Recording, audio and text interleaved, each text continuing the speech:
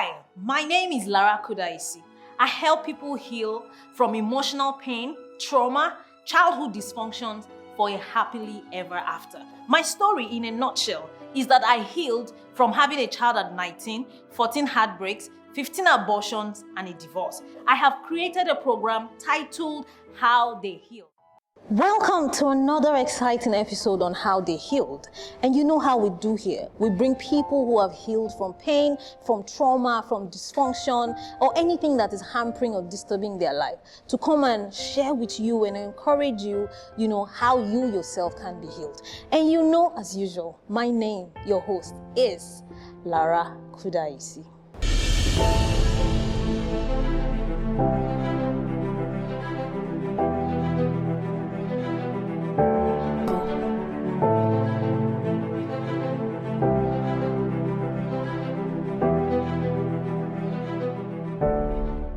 Today, I'm going to be talking about something exciting. We always talk about different things, different people, and today is no different. I'm talking about divorce. I'm talking about broken marriage. I'm talking about abuse. I'm talking about so many things today.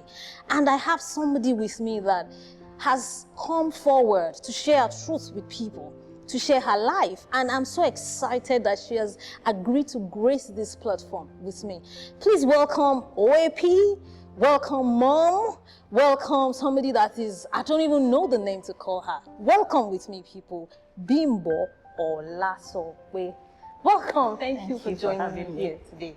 Well, I like your smile and your hair. I'm telling you, it's something that always dazzles me every time. Thank you so much. So today, we're talking about something that is deep, that society don't like talking about. We're talking about divorce, broken marriages. And you have been through a broken marriage. You have been through divorce. I can't wait to hear your story. I want to know where you're coming from. How did you meet this person? How did you make that decision that this person is the one? Where did it all start? Okay, so I was married for 7 years, separated for 11 years, and I'm legally divorced now. Okay. Meeting my husband was just like fitting into a blueprint. It wasn't like a love made in heaven or something. I was just trying to fit into. I graduated from school, I served, and then I got a job, and the next thing was marriage.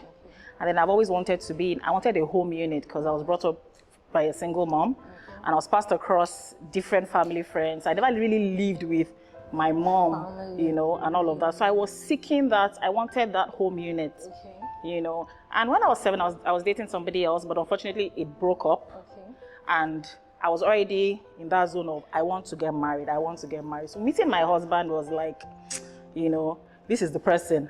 Not because of any particular feature or anything. I mean, I got pregnant 3 months after I met him. So it wasn't as if I loved him. I just wanted to get married. And then his family were phenomenal. They accepted me, So I was dating his family, not him. I was always spending time with his family. In fact, we were so close. I used to wear his mom's clothes. When I get home, he said, let's go out, our wife.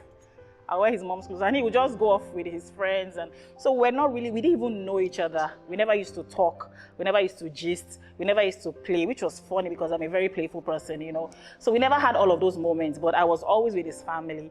And then, of course, when I got pregnant, it was like, I didn't want to keep it, blah, blah, blah. I quickly told his family that I'm pregnant, so, And so they started putting pressure on him, and then we got married, and... Wow. So you were more concerned about his family because you missed it. Yes, I wanted to have a family unit. So that kind of endeared you. So maybe if your in-laws or ex-in-laws were hostile or something, maybe it might not have happened. Yes. But because they were welcoming and they also wanted a wife, so to speak. And so I just fit right in, we just fit right into. But he was the one that was not. So even before I got married to him, he had started hitting me. But I still went ahead all the same because I still felt, maybe when we're by ourselves and all of that, he would adjust. Or something like that. But, I still went ahead. And then 7 years. So what happened in those 7 years that made you decide? Honestly, I think I've chosen to forget it. Wow. Yes, because it was very, very traumatic in every way possible. I tell people, abuse is not only when they hit you. There was also a lot of emotional abuse. But were you being hit? Oh, yes, I was. I told I started being hit before I got married. Yes, in fact, the first day he hit me was the day he came to tell me that he had picked a date for our registry. Okay, so I was living by myself by then. Like I said, I never lived in a family unit, so I was living by myself. And then he came to sleep over. And then he told me, oh, he had picked a date at Ikoyi Registry. And I was like, oh, fantastic, you know. And he slept over. And in the night then was Nokia 3310, I can never forget. So text messages just kept coming on the phone, you know. And I picked the phone, and I just saw that there were text messages from someone he was dating. And he had told the lady that he had picked a registry date already. With somebody else. With me. So, you know, she was going on about, oh, what happened in our relationship, blah, blah, blah, blah, blah. So I just woke him up. I was like, how was this? What's this? And he just slapped me. I was like, then I held on to the phone. We struggled, and he just kept hitting me and punching me. I didn't want to release the phone. Were you pregnant at this time? Yes, I was. Well, I got pregnant. Well, because I was pregnant, we're going to get married now. So I was already pregnant. Wow. So now I was holding on to the phone, stubborn woman, until he removed the phone, and he just went to sleep. And I sat on the floor till morning. And when he woke up and he saw me, there was like, kilo share, you know. And I was like, you hit me, you know, all the... So what was in your mind at this time? What were you thinking, that this was somebody I was going to get married to? Honestly, I didn't think about it. Like I said, it was just all about, okay, I just wanted to get married. I just wanted to get married. You just wanted a family and he just said, why was I holding his phone, you know, and all of that. And he just left. There was no apology. There wasn't anything. And, you know, and that was just it. You guys just moved on from there. Just moved on. Yes, till the marriage, yes. And then it continued. And then it continued. So at what point did you decide, you know, when I'm just going to walk away, or who even walked away? I did. I ran like a thief in the night. But before that, I'd left 2-3 times before that. But I always left. I went to go and squat with people, and then, you know, the experience would be so... Kids did you take? Then I just had one, as in... And you take her? Then, of course, I always take her. It was her. My firstborn is a girl. So, you know, the experience won't be so nice. Maybe, in fact, I was staying with an aunt a particular time, and then she started saying, oh, don't put your leg on this chair, don't sit here, don't send my daughter, you know. So it was very uncomfortable, and I was like, hey, I left my house, let me go back. So, you know, I went back and all of that. Yes, I went back. You know, of the discomfort. Yes. So which was why, even when I finally decided to leave, I made sure I got a place of my own. I rented a flat and all of that. But what made me leave the final time and say that I wasn't going back was because one day he was hitting me, and my little son, then I now had another child. In fact, I had twins. I lost one. Wow. That was another story. And he was hitting me, and my son now started hitting him. Leave my mommy alone, leave my mommy alone. And I just had a flash. I just saw my son groan and then fighting with his dad. You know, it was just like a split-second thing, and I was like, okay, if this happens, I mean, that would be a curse on my son for him to be hitting his dad and all of that. No, this cannot happen. I have to leave, you know. And that was when I now started planning how to actually leave. And then me coming back after the second time I left was having children, because some people have asked me, oh, you had only one.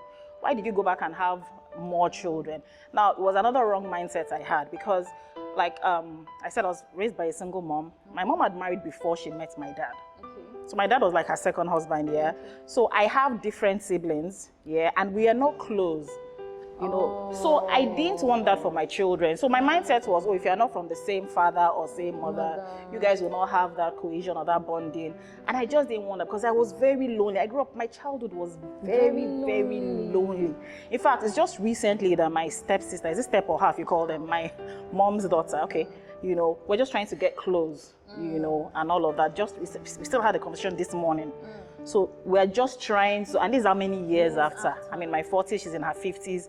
We're just trying to bond now. Do you get? So I didn't want that for my children at that time. So that's why I decided, okay, let me go back and have all my children in one place, and then I will leave. So you were desperately not trying to repeat the cycle of your mom. But it was just a thing of what I feared the most happened.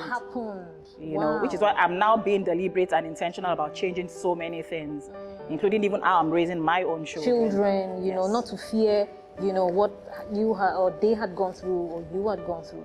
Okay, so now in those 7 years, people would say, did you report to his family? Did you seek help? Did you pray? Did you, you know how a society, they'll be like, why would you run away? A wise woman builds a home, you know, so why didn't you build your home? Times. You know, something like that. What? Well, I'll tell people that I did all I could with what I knew at that time.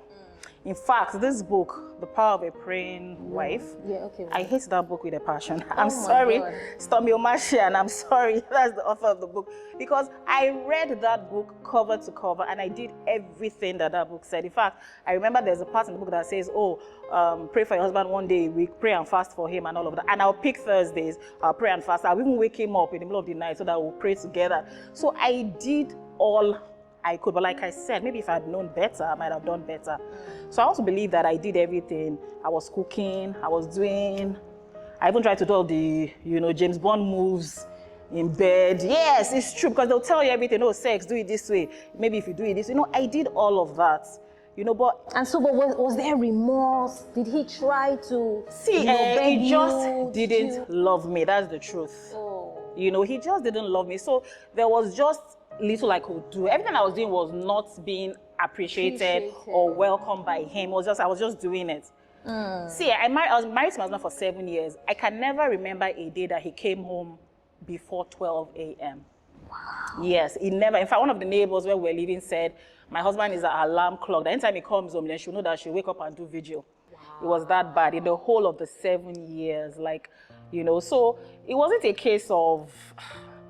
I wouldn't say it was a case of love or understanding. I even used to tell him, I said, look, we're just roommates. I mean, because we never used to gist, we never used to talk, it was just all about, in fact, just the children. That was just it. Are you home? Have they eaten? It was just very robotic. There was I can't remember any pleasurable moment. Wow. I can't remember any time we smiled or laughed together. In fact, I was showing my children recently, because now he's remarried. Thank God, and I was showing them a text that we exchanged. Why did you say thank God? Because, people always ask me, why did you wait for 11 years? He actually wanted us to come back. In fact, I remember 2 years ago, he came to meet me and was like, now you're getting old and all of that. Why don't you think the children are like, let us come? I said, come back to where? To what? Like how? That's after 9 years apart. Yeah, I was like, never, ever. It's not going to happen, So. And why is that? Why did you take that stance? Because like I said, there was no love or affection between us. He wasn't my friend, I wasn't his friend, There was just nothing. There was nothing. So why would I now go back into that? Because of, I know a lot of people say, is your children's father, you guys. I just didn't see myself in that place. And that's why I said, even the 7 years, I had to forget the 7 years to be able to even move on. Do you understand? Because there was nothing. I remember those 7 years with a lot of pain. There was no pleasurable moment. So I had to forget it to be able to move on. I developed so many health issues, so it was just a time of my life that I just didn't want to forget. But of course, I can't just totally remove it. I have my children. Like I tell people, your children will connect you for life. Yes. All right. So it couldn't happen. So I needed, because over those years, it was always monitoring spirits, always still wanting to call, and so that was why I was glad when he actually got married and moved on. So like I said, a few weeks ago, my children went for his mom's 75th birthday, and they now sent me a message. I was like, thank you for allowing the children come, blah, blah, blah, blah, blah. And I now responded and I said, yes, they said they had a nice time and that your wife is nice. He now put a smiley, as in, I'm telling you, a smiley. And I returned the smiley. That's the first time. I'm telling you, I've known him now for 19 years, yes, if I add the years of the marriage and all of that. So I showed these children, I was like, and my children were just laughing. They said, Mommy, you and Daddy are sending smiley. I said, it's only one smiley, so it was that, as in our relationship was that bad. Wow. You get? Wow. So talking about moving on, you talked about you developed health issues. Yeah, because I had my blood pressure, of course. When they're hitting you all the time, and then the anxiety, the fear, I was literally living in fear at a point in time.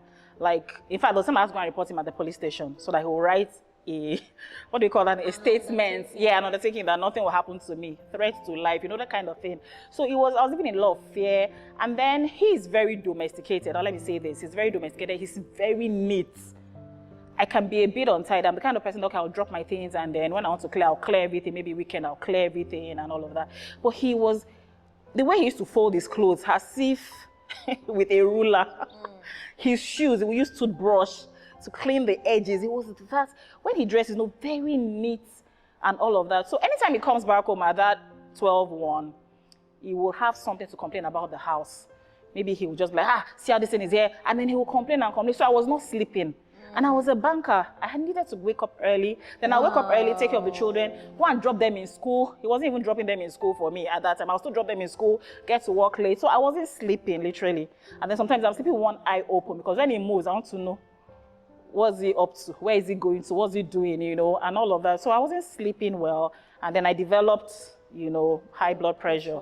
So that's why I said I had health issues. Wow. So, how did you heal? I was going to ask you, but before you answer that, let's quickly go on a break. We'll discuss that, after we're back from this break.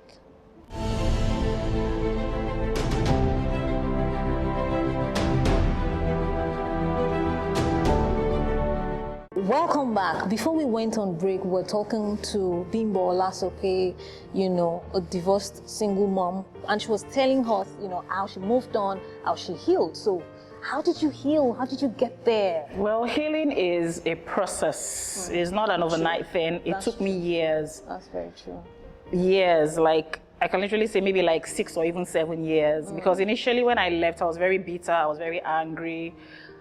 First of all, I was not angry with myself that I could even allow myself get, into that kind of situation in the first place, despite not wanting to. Then I was now bitter at him because it cost me so much. After I left my marriage, I had to now leave my job that I'd known, which was... Why? How is that interconnected? Is that... Well, there were just so many issues, that was connected to the marriage. So I needed to leave my job, because of that. And so I literally went from 100 to 0, like...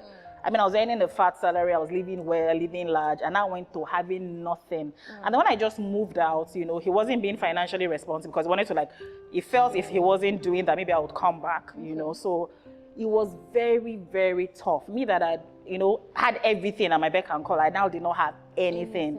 And when I moved out, I didn't take all my things, I just took a few things because it was about running at that time. So it wasn't about me packing, So it was like I was starting from 0. So it was so bad even to feed the children, even to, take them to school. I had to change them from the school they were in to something very affordable. My church had to help me pay school fees for a year. It was that bad. So church stepped in Church was my support system at that time. In fact, I had to change the church I was attending because the one I used to attend, they didn't have any... They were not, what's the word that we use now, considerate about people that left their husbands, like divorced people. They frowned against it. So even, first of all, me leaving my husband, I had to stop being a worker. Wow. Yes, and go back to start sitting, because I used to sit with my pastors and all this. I had to now start sitting with the congregation. It's like your life just stopped. Exactly. Just so it was all, that's what I'm saying, that it was like a reboot. So the healing wasn't easy because I was very upset at the situation. It was like my whole life was just destroyed. It crumbled like that. And then now starting over, it was tough. And then, of course, the stigma, the way people were looking at me, some things that some people were saying, some assumptions, so it was, and then with 2 children all by myself, it was tough. I contemplated the suicide, not even more than once. Wow. Oh, yes. I was just, tired. Wow. Because I was pinching pennies. If I had to be borrowing money from the malam in front of my house, yes, it was that bad. So I was really bitter. It was so bad, the bitterness was so bad that I would wake up in the middle of the night and be naked and be cursing him. Wow. Now I remember, I'm laughing because, like I said, if I'd known better, so many things I wanted to have done. Because I just felt like this guy just distorted my whole life. Like my life was just following a particular, journey. And then he just came and, so I did all of that. But I remember one day, a friend of mine called me and she was like, that she was praying and God told her that I'm holding too much on unforgiveness and bitterness, and that he won't be able to do anything if I don't let go. Hey, that I should start praying for my ex. Praying for who? I was like, praying for him, okay, how? So that took me another period. But honestly, once I got to the place where, I won't say it just disappeared like that, but I got to the point where, okay, I could mention his name and not be upset. Mention his name and not be angry, I started praying, but the prayer I was praying for him was for him to be responsible for his children, not, but I had to do all of that. It was then I started seeing, I had to forgive him in short, and just take my own blame in everything that happened, because initially, I won't lie, it was just all about, him. Especially, okay, because it was hitting me at the point, so yes, it was like, he's the guilty one. But I also had to look at my own part in everything and say that, okay, I also had my own shortcomings, my own faults were there. So it wasn't totally him. It wasn't 100% him, So I had to get to that point. Forgive him, forgive myself. Because that's very, very important. A lot of times we don't forgive ourselves. So you're going about with that victim mentality and all of that. So what did you have to forgive yourself for? Oh, well, I think I have to forgive myself for thinking I deserved less. Not feeling like I deserved more than what I got. Do you understand? And then I think that comes from being a child of God. Of course, yeah, I was a child of God, born again and all of that. But I felt like because I came from the kind of childhood I did. That you came from. I didn't deserve something glamorous or worthy or, I just deserved just manage this situation kind of, life. So I think so I needed to forgive myself for choosing that, for seeing, I think maybe undermining God and feeling like, oh, God could not do something, do more for me. So I needed to get past that. Forgive myself for even making the mistake. Forgive myself for even being desperate, because it was like I was desperate to get married at the end of the day, if you look at it. So I needed to forgive myself of all of that, and then just literally pick it one day at a time. Oh, I had some good moments, I had some terrible moments. I had moments where I was crying all the time. I had moments where I was not going anywhere. I slipped into depression. I started adding so much weight, So it was just a topsy-turvy. So, I just continued doing that. Then, of course, and I started reaching out. Now, this part of the world, we don't believe in coaching, therapy. It's like a strange thing and all of that. But I started seeking those kind of things. Yeah. All right. And then, like I said, my church was a great support system. We have this fellowship in my church for single, divorced, widowed. So I was in that community as well. So I was hearing a lot of soothing words. And then I now decided to go for my life coaching certification. Now I tell people, me being a life coach wasn't because I wanted to start to serve people. It was to help myself. Yourself. Because in life coaching, you learn about there's emotional healing, there's NLP, and all of those things. So I did all of that over the years, and then gradually, Wow. I could look back and not be upset. Now I'm talking about it, Then I didn't talk about it, but I write a lot. So I used to write a lot about those kind of things. Yes. So now, what about your kids? How do they hate their dad? Do they see him as a monster? Who did this to mommy? So what's the relationship? Funny enough, not at all. I'll still talk about, I think, was it 2 weeks ago or so, my son told his dad to help him buy, because my son loves football, so he told his dad to help him buy football gear. And his dad did and sent it. And my son was just looking at my son, was like, oh, daddy tried. I was like, how much is this thing? When he told me the price, I was like, really? He tried. He said, Mom, you don't understand. This one hits different. Those were his exact words. I was so upset, And this is just like Chris. I was like, what do you mean by it hits different? So I'm doing everything. No, but I'm saying that for you to know that he loves his dad. Okay. Despite, and this is the same person that was saying, leave my mommy, leave my mommy. So I'm just trying to say, he loves his dad. My daughter loves, and I don't have any problem about that. Initially, that was one mistake I made. Okay, let me mention that when I left, I didn't allow him have any access to them. You couldn't see them. He wasn't talking. I wasn't even allowing him to talk to them, So but the truth is, there's a place for a father and a mother in a child's life, except maybe the life of the child is at risk if that child is with that parent. But I feel like we should actually allow the children have a relationship with both parents, you can't be, I think what a lot of, single moms or divorced moms do is you want to be mother and father. You can never be mother and father to that child. You were created to be a mother. So just be a mother, nurture your child, love your child. The place for the father, if the father is not there, look for maybe male mentors. Because my son needs, Yes, he needs that. A boy needs, I used to take him to go and play ball at the point, but I got tired. I wake up, I'll take him, coach, this one, I'll be monitoring. The dad should be the one doing that, So they don't hate their father. In fact, they love their father. They always want to hear from their father. They talk to him now, they talk to him on phone and all of that. Because people say sometimes that children love their absentee parents more because they think, do you think that that's what's... Yes, I think that also plays a role because they're staying with you, right? They've seen everything. See finish has happened, familiarity, let me put it like that. So when they see their dad puts his best foot forward. When they are meeting their dad is taking them out on a trip. So he's giving them pleasure. So he's giving them, yes, like when he told his dad, buy me, told me to buy, I was like, I can't buy that one now, it's not part of this month's budget. But he told his dad, and his dad got it for him. So that's why I was like, It was so whenever they get to see their dad, he's not always there. So when they get to see him, he wants to make up for that lost time. So to speak. So he's buying what they want, he's giving them money. He's daddy gave us money. I say, how much? I'm like, really? Wow.